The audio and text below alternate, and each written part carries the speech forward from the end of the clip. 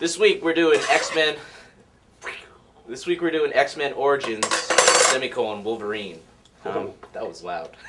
Probably. On the table that doesn't exist.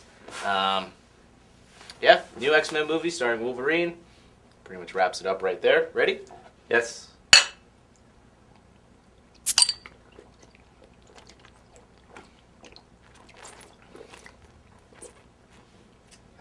Oh, thank God you won. Okay. Was that me? I don't know. That was Reeky Deekies. Ridiculous. Go ahead. Okay, X-Men Origins. Yes. This is the first Origins to come out because they're going to be doing Magneto in 2011, and they're probably going to follow a few other stories, possibly Gambit as well. They might do a spin-off on just Gambit. Yeah. So this is the first Origins because 1, 2, and 3 of the X-Men saga has already been done in the past. And 3 left everyone with a sour note. Yes, and this one is supposed to come back and kind of redeem itself. It didn't. It was ridiculous. There was, obviously, it's a huge story to follow. Yeah. If you think about the history of Wolverine, first showing up in Hulk comic books, then they take him and try and make his own story out of him, and then 40 writers spin it off. X-Men. Yeah, the 40 writers spin off Wolverine in their own way, and then kind of fuck up storylines here and there throughout the past. And there's such a history behind this character to take from all those different writers and make a solid storyline would probably be a task. And obviously, they kind of fucked up on a few things in this movie. Kind of? They did a lot of fuck-ups. I don't know, this should have been more, I think, like a Batman Begins. Take it seriously. Don't fuck up on... The animation of his claws in the bathroom was just ridiculous. That made me so mad. I know, Batman Begins was a PG-13 movie, but it was dark and gritty, and Wolverine is a badass. His story should have been just as dark as Batman Begins. They should have got someone in to do it like that, I think. Or at least kind of like that. Obviously not to the point of Batman Begins, because then it would just be a big rip-off prequel, telling a story. Because Wolverine is just as good of a character as Batman is to tell his story, right? And this is what this movie was supposed to do, and I think it didn't do that at all, because they didn't follow him and his story as much as I wanted it to. The shitty thing about Wolverine is that he has memory problems. And in the comic books, they say it's because of memory implants. Yeah. That they, after the Weapon X thing went down, they gave him these implants so he couldn't remember anything that happened to him. In this one, it was different. They had a gun, which they shot him in the head with, and I thought that was stupid. It's these adamantium bullets are going to make him forget. It's how does that happen? Yeah.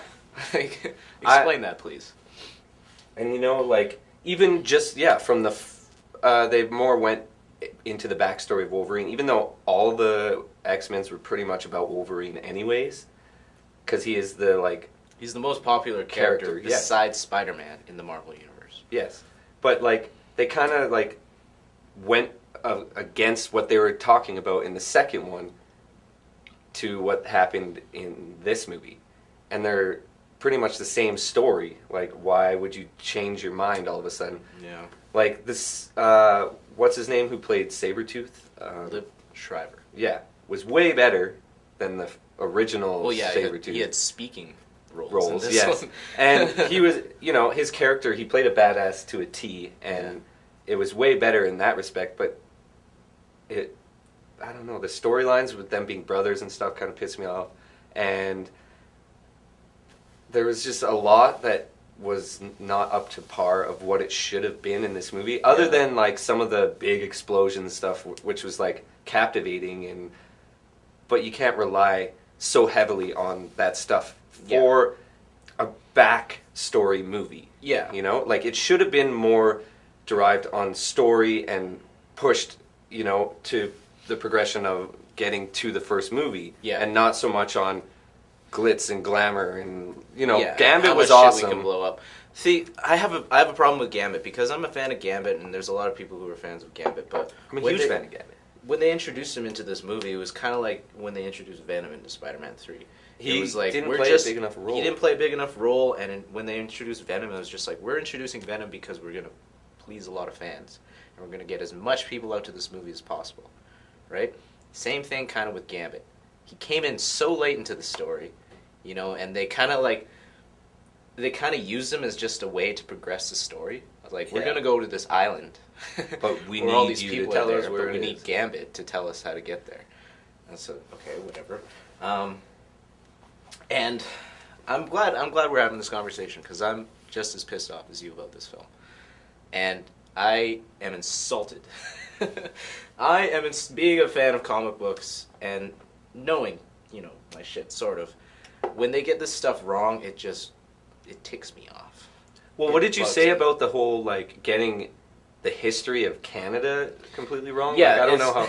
I don't know personally, but you said something. Well, the thing is, I read a review online before actually watching this, and they mentioned that. I was like, oh, that's kind of funny. I'm going to look for that in the movie. And they showed it right at the start of the movie. They say, Northwest Territories, Canada, 1840. Canada was founded in 1867, and the Northwest Territories was founded in 1870. So, I know a lot of people aren't going to notice that, because the majority of the people who go to see this film are going to just not care at the time. I probably wouldn't even notice it either if I didn't know about it ahead of time, right? But it's just little shit like that bugs me. And when I was looking at the writers who did this, David Benoff and Skip Woods, it's a mix between a really good writer and a really terrible writer. Well, you got to look Benoff at... did 25th Hour, that really good Edward Norton movie, and Troy and The Kite Runner, and then you got Skip Woods who did Swordfish and Hitman. But that's... I kind of agree with those two mishmashes of writers because it's a comic book movie. You get a good writer that has written some wicked movies like Epic, and then you get one that is written stuff that is nothing but action-packed. Like Swordfish was shitty. I can see these dudes talking at the table. It's like, no, but you got to add an explosion here, and but you got to add an emotional bit where he's talking to Silver Fox. It's like, no, but then you got to kill her and stuff. Yeah. I was like, but yeah, I don't like how they made them brothers. That was dumb. I like how they introduced a lot of characters that, you knew about, but you kind of forgot. Like the Blob. What'd you call me? Did you call me a blob? Yeah. I said bub. Or, who's the other? There was Agent Zero, Deadpool, who they completely fucked up. Yes. Oh, Beyond dude. recognition. Fuck. It was a character from Mortal Kombat. Baraka. Yeah. Yeah. And then other characters, and then all of a sudden he had, he had Cyclops' power. And how they introduced Cyclops as a little kid, I thought that was stupid. It was just another excuse to blow up buildings with Cyclops shit. And they even have Emma Frost. Yeah, the girl with the... But that was the diamond... There was a diamond, the diamond skin. That's Emma Frost. And in the comic books, her and Cyclops end up hooking up after Jean Grey dies. But anyways, I like how they touched on that stuff, but it didn't make sense. It wasn't coherent enough. And there was far too many, action movie cliches for me. Is it just me, or does every action movie like this have to have a scene where the dude's walking away... And then the explosion and doesn't flinch. Or a car, and it's just boom, and he just doesn't care, Is that in every movie? Can they not get away with doing that, or what? I don't know, man. If you want to go and just see an action movie, which this was, it wasn't... Yeah. It wasn't anything else. Leave your brains at home. Yeah, so I won't say don't see it, because everyone's going to see it anyways, because if you're a fan of comic books... and you can see through all the bullshit that this happened. Yeah, if you're a fan of the X-Men movies, then you're going to go see it. Yes. But X-Men 2 is the best one, and they're never going to have an X-Men 2 ever again. We won't even mention the third one. The third one was... Don't even mention it. Anyways. I give it 2 bottles. 2 bottles. Yeah, I'm about the same. I say 2 bottles. Maybe even... No, 2 bottles. It was just not there. It's a big letdown for me. But I don't know. Wolverine. Sneaky, sneaky.